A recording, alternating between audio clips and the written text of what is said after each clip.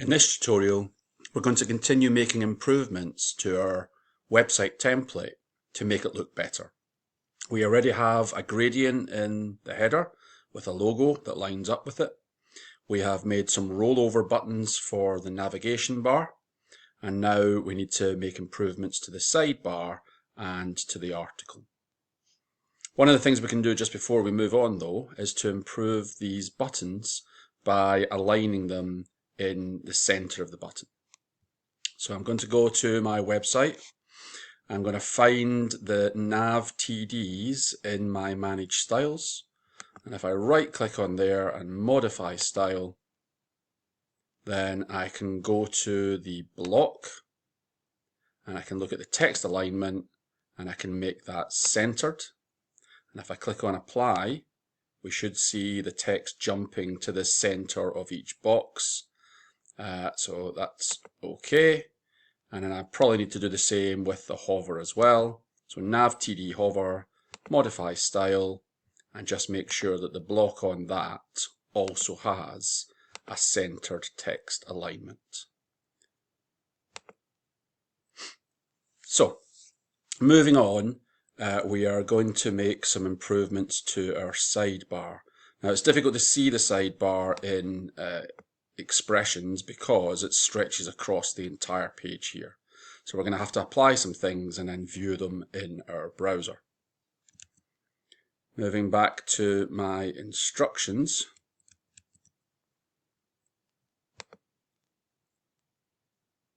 So the next thing I'm going to try is to format the aside box. Now we already used a gradient maker using ColorZilla, but we're going to try a different one now. We're going to go to CSSMatic to see what a different tool might bring for us. So I'm going to go to CSSMatic and I'm going to have a look at their gradient generator. So their gradient generator also starts off with some preset options. For the sidebar, I'm going to take something maybe a little bit like this. And we can then drag around the sliders that change how the gradient works. We can change the direction of it, so I want it top to bottom on the sidebar. Quite a subtle start there, but then quite a strong end there. Once I've sorted out, and obviously we can add more colors here, so I can click to add a color stop. I could maybe put something that's a little bit more red in the middle. So something maybe about there. And when I'm happy with that, I can continue. So I'm going to come to this box here, and I want to take the CSS, so the cascading style sheet information, and I'm going to highlight all of this information here. I'm going to right click on there and copy. There used to be a button here that allowed you to click and copy, but I don't think it works anymore. So I'm going to come back to here, into my style sheet, and then I need to add this to the end of the aside code. So I'm finding aside in my linked style sheet. So here's aside here. I'm coming to the end of the code here where it says background color, and I'm going to overwrite that background color with information by going to edit and paste. So I've got a different background from the background color. Now if I switch back into view mode, so I'm going to save all, come back to my template here, you can see it has changed the background here, but we can't really see it working until we try it out in a browser. So File, Preview in Browser, Chrome, and you can see this different gradient that's been applied here. There's more things we can do to sections of the page. I'm going to show you how to do them for the aside, but these things would equally apply to other parts of the page as well. So back to CSSMatic, and you can see that what I can do is I could put a border radius on, and we have some sliders here. So I could make all of the corners more round, or I could put individual corners. So I can put a top left corner and then maybe a bottom right corner, just to give a little bit of a kind of page feel to this. And obviously we can have different amounts of rounding on different corners there. I can put a border width, but I'd suggest you be a little bit subtle with this. So maybe just a few pixels, and obviously you can change the colors of these things as well. So my border color, maybe I'm going to fit in with my furry brown theme and make it quite a deep brown there, like that. And my background color I'm just going to leave. So again, the copy text button here may work or may not. I've clicked on copy text, it didn't give me any messages.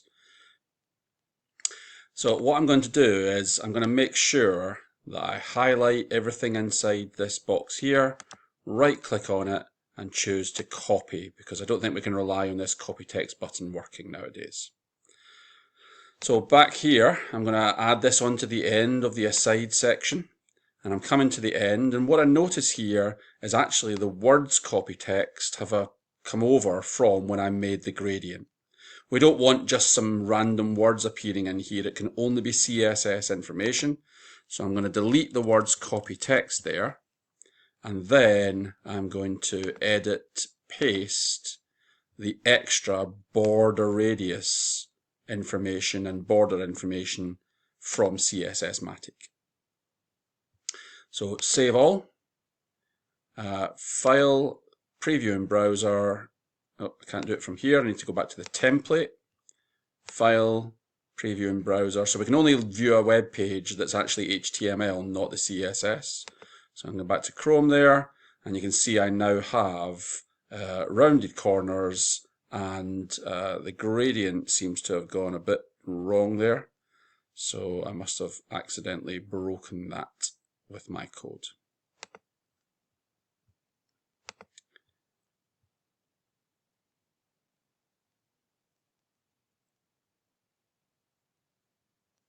Okay, not to worry, we'll move on just now. I want to just show you the other options that we have with CSSMatic.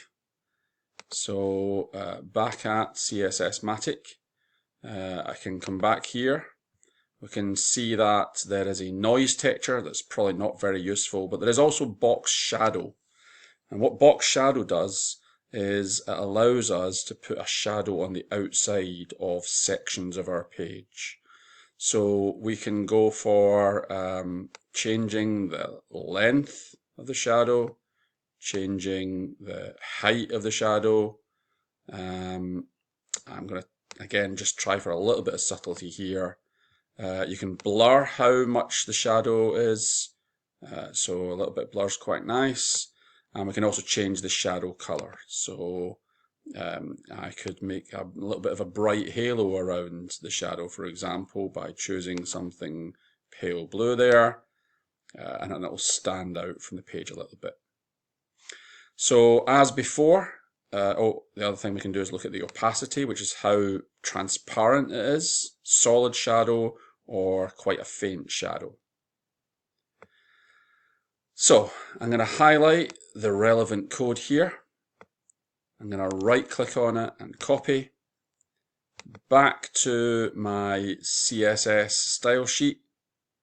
Click at the end here. Press enter to leave it some space.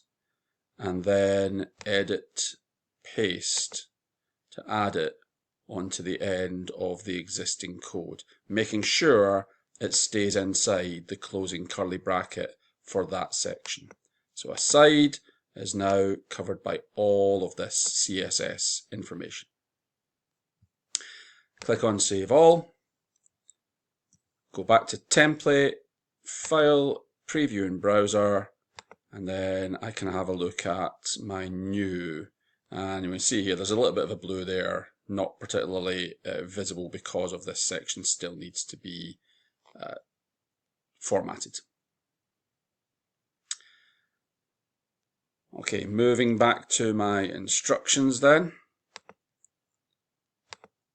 So you can see that we have formatted our aside box with various different options there. We've done the previewing of that to see what it looks like. Have a think about which tools you prefer. Did you like CSSMatic or did you like ColorZilla to make the gradients? Can you find other tools online that lets you make CSS3 that can improve the look of your website?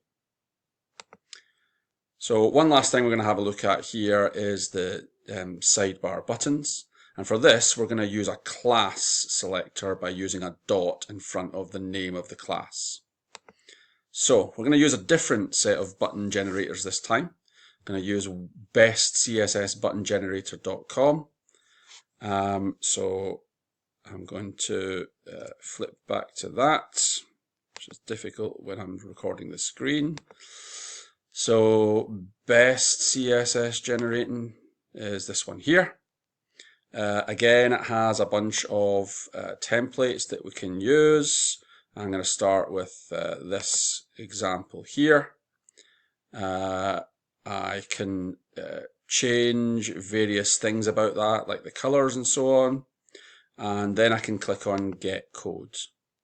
Now, when I click on Get Codes, it will show up as this thing here. And what's really important here is when you are highlighting this code, you don't take this top line. As you can see, that's got angle brackets, that's HTML code. We need just the CSS code, which starts with .my button. So we highlight everything in there. We copy that code, and then we're going to go back to our CSS template, and I'm just going to add it to the very end of this file. So I'm coming down to the very last closing bracket, pressing enter, and then edit and paste.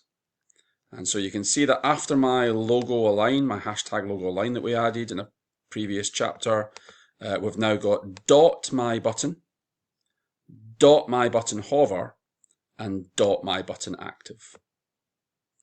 So I'm going to save that. I'm going to go back to my template, and we haven't actually applied this to anything at the moment. So what I'm going to do to apply it is I'm going to highlight About Us. So I'm going to take this list item here, I'm going to triple click to highlight the whole thing. And then I'm going to go to my Apply Styles option. So I'm on Manage Styles at the moment. If I go to Apply Styles, you can see that .my button is available. If I click that, it then applies that as a span around the particular text that's in there. I'm going to highlight the next location page, triple click on that, apply my button. Privacy page, apply my button. Now the other way you can do this is by adding code directly into these sections here.